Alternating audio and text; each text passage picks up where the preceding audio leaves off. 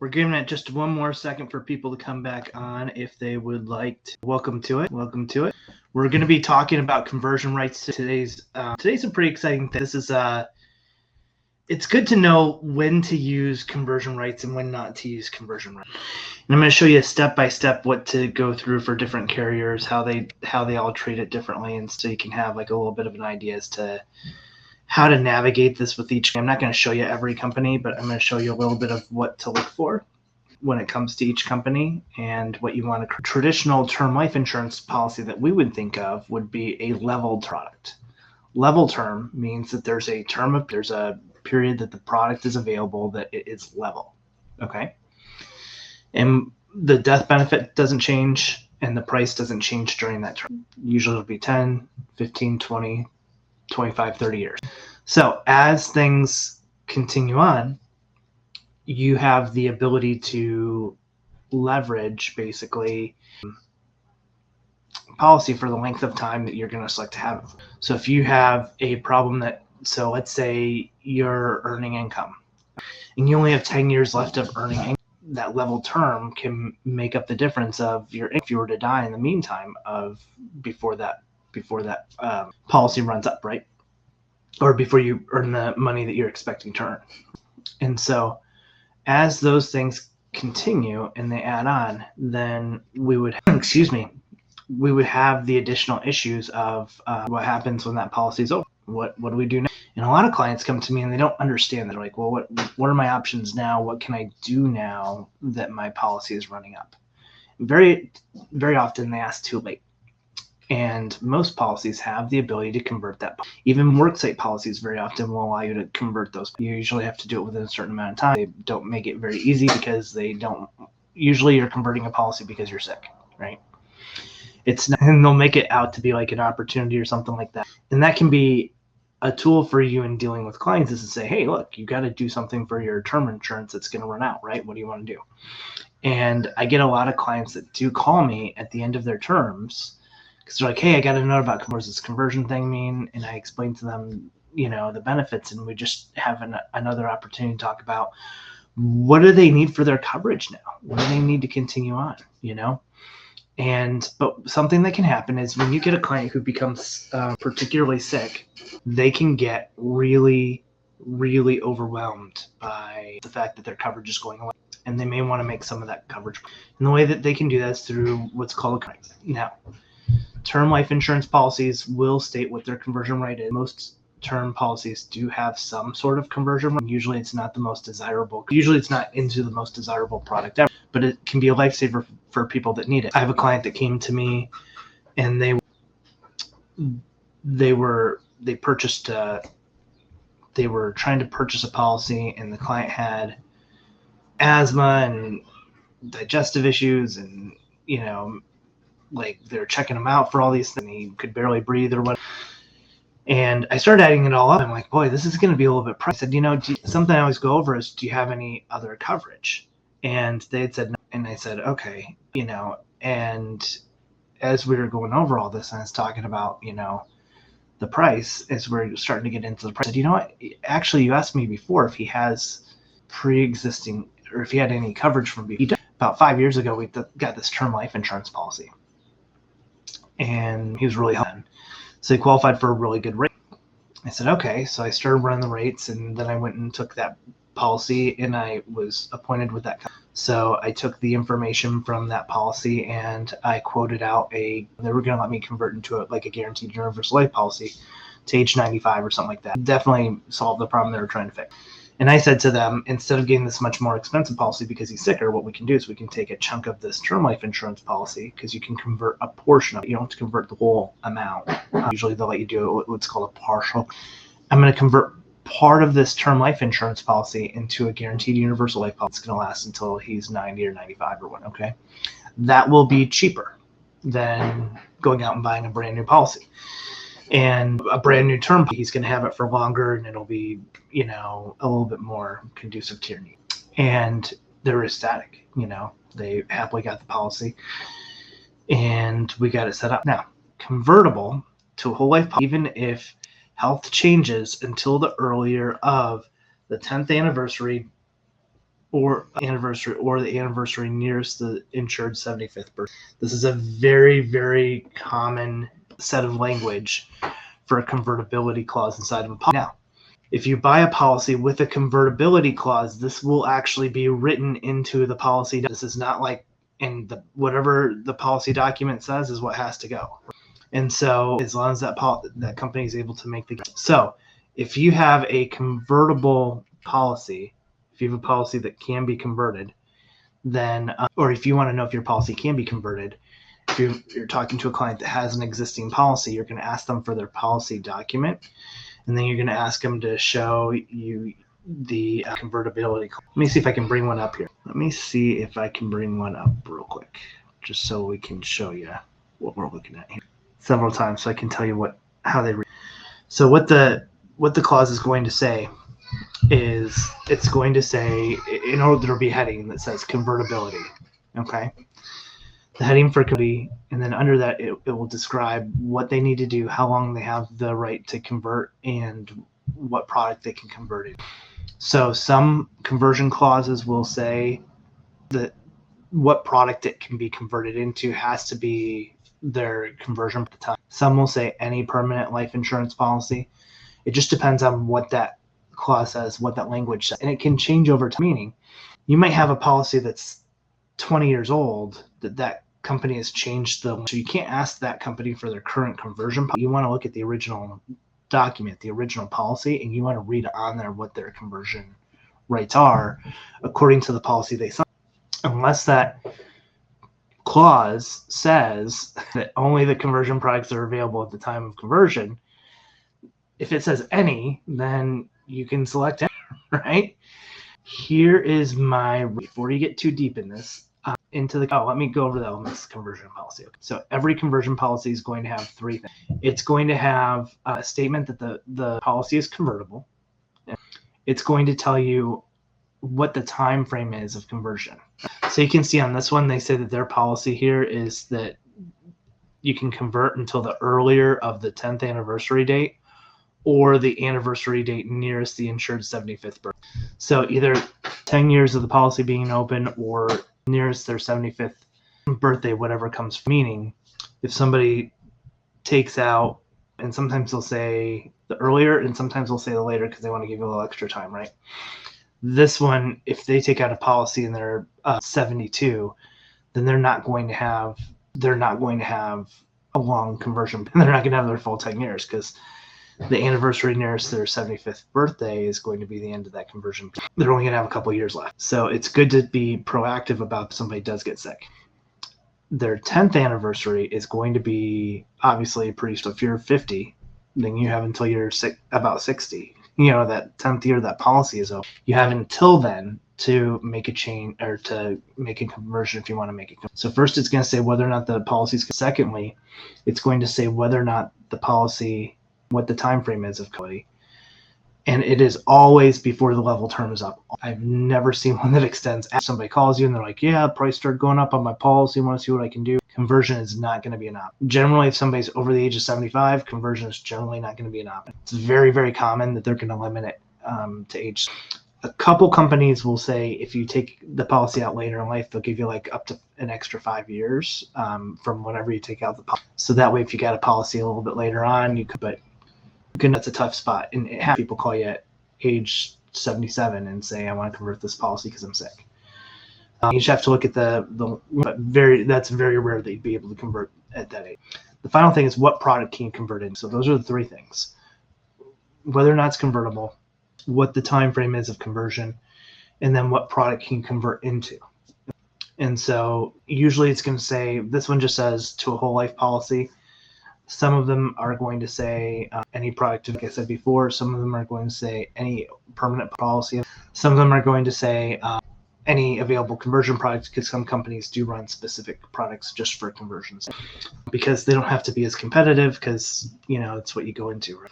So hopefully that's helpful for you in getting like a large picture idea of what is conversion and when does conversion make sense. But I want to hit home on that a little bit more before we end out here. I want to talk about when does conversion really make sense. So you always want to do the You want to review the needs of the client.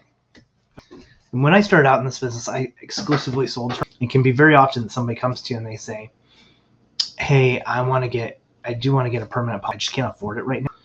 So maybe we can do a term policy for now. So we can. You can have but chances are you're not going to think about this until you get sick, until you need and you're going to ask me like what you've been spending all this money on term life insurance for. Because until we hit conversion, and that's one important thing I didn't hit on. So when you actually convert a policy, this is very important for us to go over right now. When you actually convert a policy, the health qualification that you qualify for is based on what you qualified for when you took out the original policy. The age is based on your current age.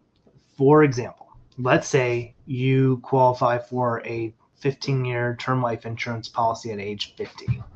Okay. And at 58, you get a cancer diagnosis, and you're like, you know what? I really don't want to worry about whether or not I'm going to outlive the coverage, what's going to happen. I mean, things are getting a little dicey. You're not going to be able to get that other policy that I want to get or whatever, but I want to have, so I want to convert my policy or a portion of it. Maybe I had $200,000 in term life, I want to leave $100,000 alone, and I want to do a partial conversion, and I want to convert over $100,000 of that into whole life.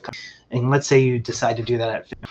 Your underwriting is based on what you qualified for when you were 50, meaning so whatever you qualified for, then they're going to convert you into the equivalent of whatever that is for their conversion price. For some products, it's very like the example I gave earlier of that person that had 5 years before gotten that term life insurance, and then their health really started to decline pretty quick. That person was able to go into any permanent. So we were able to do like a very competitive GUL. Worked out very well. The age pricing is going to be based on when you apply for the. So health is based on when you originally qualified. The age pricing is based on the age. So you're not backdating the policy. You're basically just starting a new policy. They're just giving you the medical underwriting you qualified for before. So if you are standard and the conversion product allows you to come in as a standard, then you are. If you're, and some companies have to be a little funny about that because they have funny underwriting practices or whatever, because they've got levels of underwriting or whatever. The best thing to do if you have a question about what they're going to qualify for is to call the carrier. Okay. Best thing by far to do.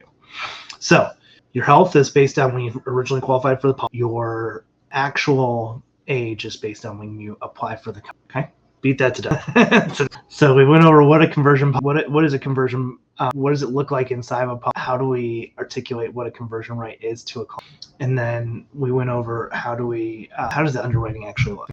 And there is a specific application process that they'll have for a conversion. And you'll just contact the carrier to say, I need to know what is your application process for a conversion.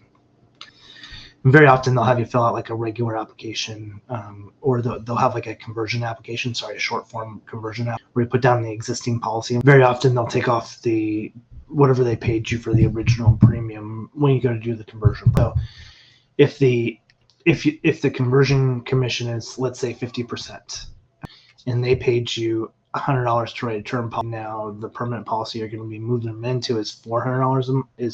They're going to take the $100 off, and then so if you have it's totally hypothetical, but you had $300 left over after whatever they paid you as the commission or whatever, and then you'd get in the ballpark of 50% of that. So if that's what your levels are at and everything.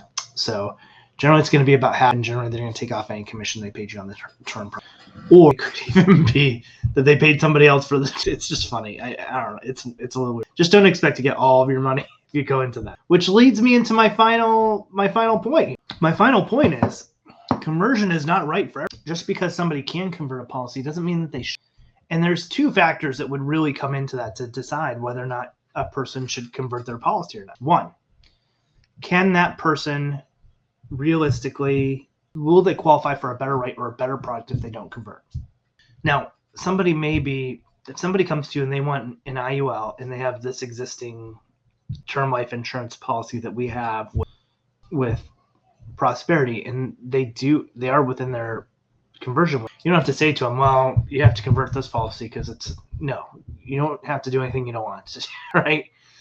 Because they're not going to be able to convert it into an IUL, right? And especially not an attractive one, even if they were able to. So you might start over and you might apply for an IUL.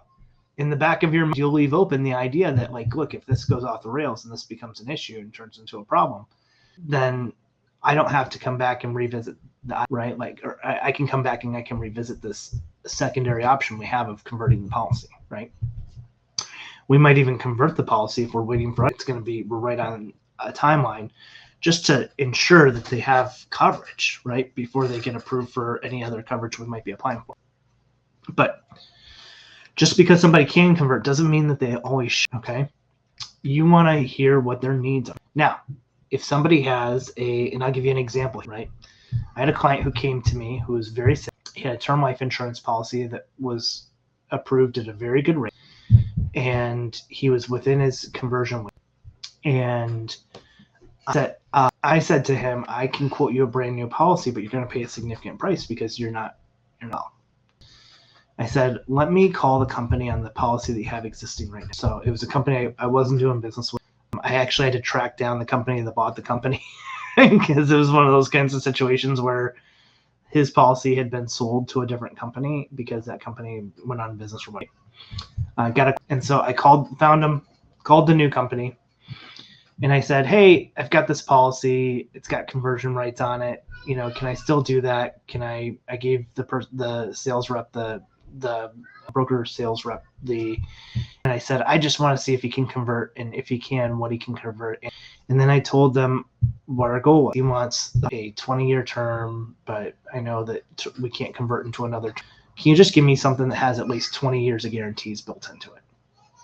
And she said, yeah, let me look into it and find out what I can do. She actually came back to me with this really nice IUL that had like 33 years worth of guaranteed rates. And the price on that IUL was going to be cheaper than if he got a 20-year term policy.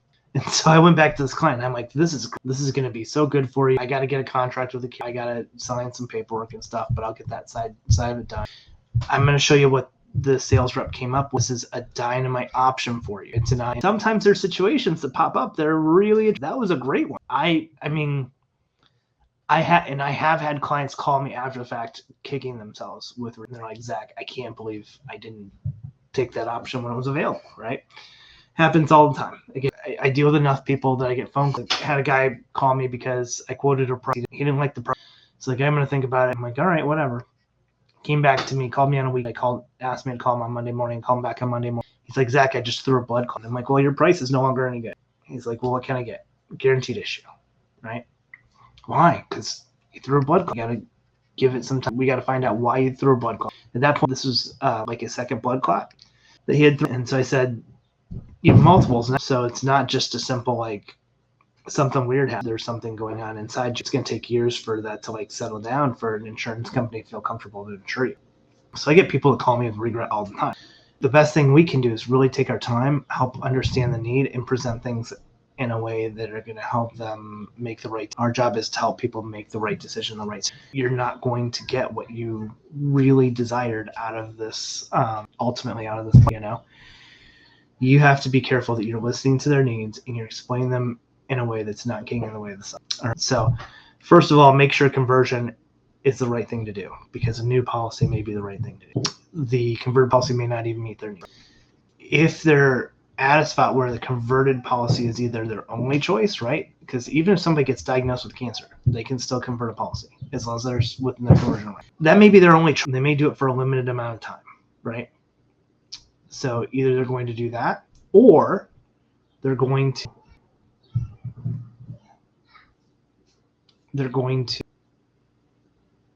either it's their only choice or it's the best choice. Like that client that I told you about, it's going to be cheaper for them to get a IUL with a 33-year guarantee than a 20-year term.